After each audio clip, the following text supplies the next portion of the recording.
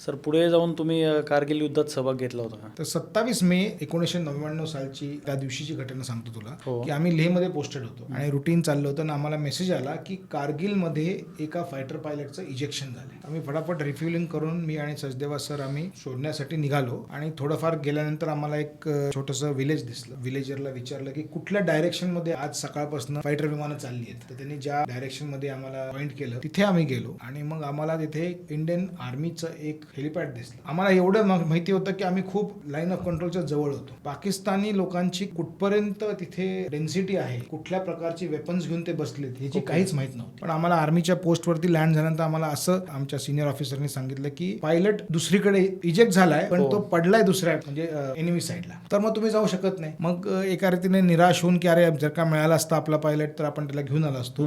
पण at the same time ते निराशेबरोबर हेही आहे की याच्या पुढे आपण जाऊ शकत नाही.